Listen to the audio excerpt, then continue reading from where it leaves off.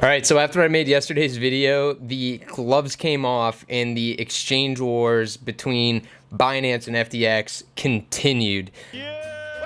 We got another tweet from CZ which gave a little more clarity into what his revelation was, the reason why he's dumping his FTT tokens.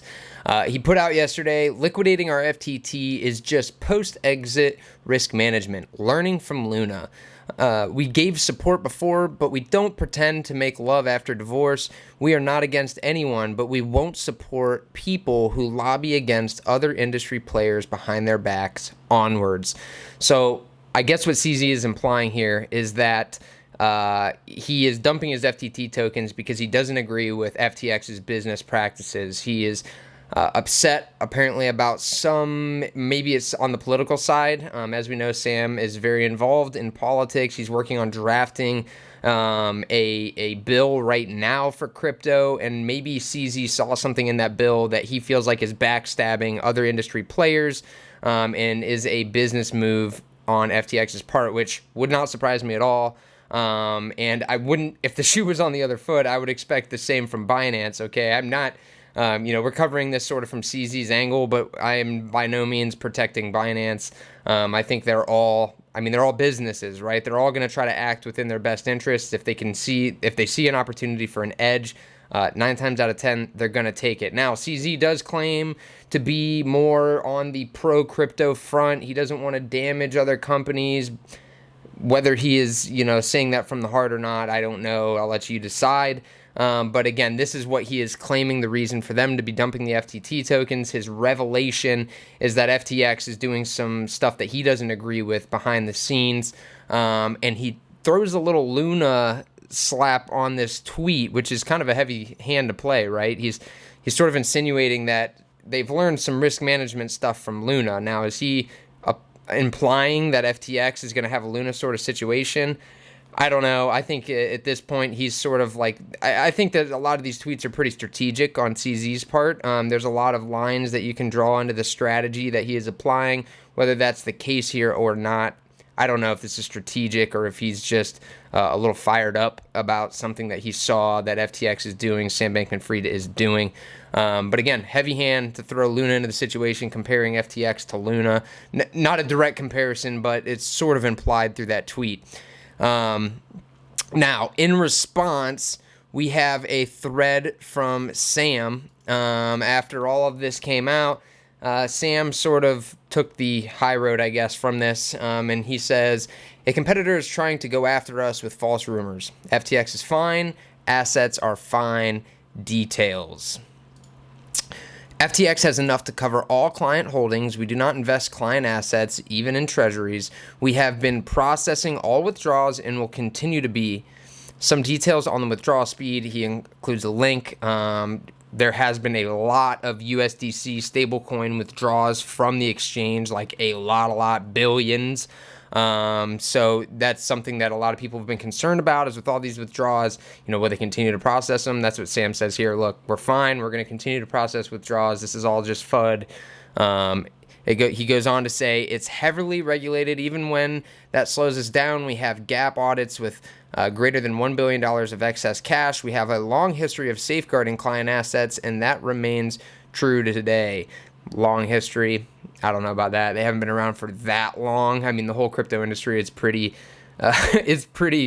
young. So when people talk about long history in crypto, it kind of cracks me up, because long history to me is like 50 years plus, 10 years plus is like maybe the line where I would say you're long history. But to just be around for 2 years or whatever they've been around, to me, that's not necessarily a long history, and not at this scale. That's the difference too, is that when a company gets this big, it's different than when they were just, when they were smaller and they didn't have this kind of money on the exchange. When you're dealing in these sorts of volumes, it's really easy to, the risk mechanisms that you need in place are they need to be a lot stronger, right? You need to be able to handle huge whale withdrawals and things like that without going belly up. Now, I'm not questioning that in this case, but anyways, he goes on, point 4, I'd love it, CZ Binance, if we could work together in the ecosystem. And that's how he ends the thread. So again, he's sort of trying to take the high road here. He's like, "Look, Sam, let's work, or look, CZ, let's work together on this. This is just FUD, guys. Don't worry about us. Things are great." Now, again, whether you take this at face value or not, up to you. I'll leave that up to you guys. I always approach any tweets from business owners like Sam and CZ with a lot of skepticism. I always assume that there's an angle that they are trying to take, and I try to figure that out first. What would be their motives in saying what they are saying? Because usually there are exterior motives. Obviously, in Sam's case, it's a little more straightforward. He's trying to calm people down and try to look like he's, playing the high road card here, whereas CZ is trying to get some stuff off of his chest. Now, whether there's a business angle in play there or not, whether he intends it to be that way, I don't know. It definitely has an effect, right? Because a lot of people withdraw from FTX and move all their funds to Binance, right? So whether he implies there to be, whether he intends for this to damage FTX in order to poach some of their customers or not, again, I'll let you be the judge on that. But does it happen? It absolutely does. So definitely don't discount that. Something that's interesting that came up is after this was announced, Caroline, so she used to be co-CEO, I believe, of Alameda Research, which, as we discussed in the last video, FTX bought Alameda. They were basically using Alameda to sell them or borrow money against their FTT tokens, which allowed them to essentially sell them without having to sell them on the market. I'm going to dig more into this because I think that this tweet's very revealing, and there's another tweet that I have that sort of connects all the dots even clearer for us. So Caroline comes out, she says, "CZ Binance, if you are looking to minimize the market impact of your FTT sales, Alameda will happily buy it all from you today at $22. So why did she tweet that? Why did she offer to buy all of Binance's FTT for $22? And for those of you who don't know, the market price of FTT is just right around $22 right now. So she would essentially be saying, look, I'll buy all your FTT at market value right now, just a little under market value right now, and you won't have to worry about liquidity risks. Because remember, when you're dealing with this sort of size, so in Binance's case, they're looking to sell like probably close to $1 billion in FTT.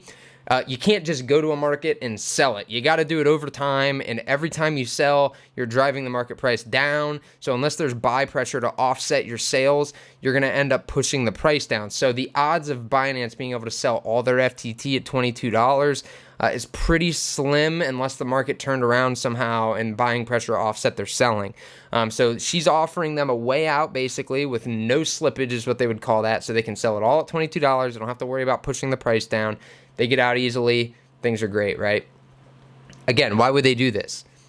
It all goes back to the way FTT works. The whole idea of FTT is for FTX to basically be their own Federal Reserve. Alameda is essentially acting as FTT's federal or FTX's Federal Reserve. FTT is the dollar of FTX. Alameda manages that currency. So the whole idea is if Binance goes out there and starts dumping all these FTT tokens on the market, they're going to drive the price down. If they drive the price down, it basically caps the amount of money that FTX can extract from their FTT token. Again, the whole idea here is that they need to prop the price of FTT up.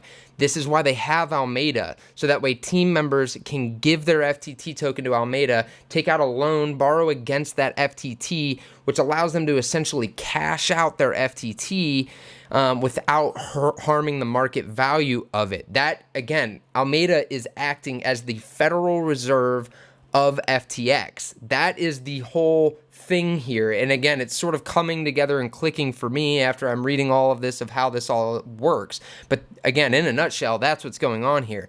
Duo9, who we quoted in the last video, also put out another good tweet breaking this down into further details. Gives you guys a chart as well for some more to hopefully help you guys understand it a little bit better. For those confused about FTX and FTT, here's the TLDR. 1, FTX prints FTT out of thin air. Okay, so they print their currency out of thin air. Again, think Federal Reserve here. Two, FTX lends FTT to Alameda. So they give that FTT to Alameda. Alameda Research borrows USD stables against their FTT. So they take out a loan against the FTT, which allows them to get cash for the FTT without selling it on the market. Alameda Research sends USD stables to FTX. Repeat equals infinite money. He puts a great chart here. Again, he notates no need to sell FTT. That's the whole thing here. Don't sell it on the market. It'll hurt the market value. We need to prop the price up, because if we prop the price up, if FTT is worth more, then we can borrow more against it. It's worth more in collateral. So when they lend it, or when they borrow money against their FTT, the higher the value of the FTT, the more cash they can get in a loan. So this allows them to, again, basically get their money out of FTT without selling it and harming the market value. Here's basically the schema of the whole thing. Create token, pump token price, mark gains to balance sheet, show gains to investors, raise cash through equity sales or loans. The cycle repeats. The whole idea here is that FTT token goes up or stays stable. If it goes down, the whole thing falls apart. Tying back to Luna. This is a similar structure to what Luna had going on in a sense. Now, Luna was a lot riskier what they have going on here.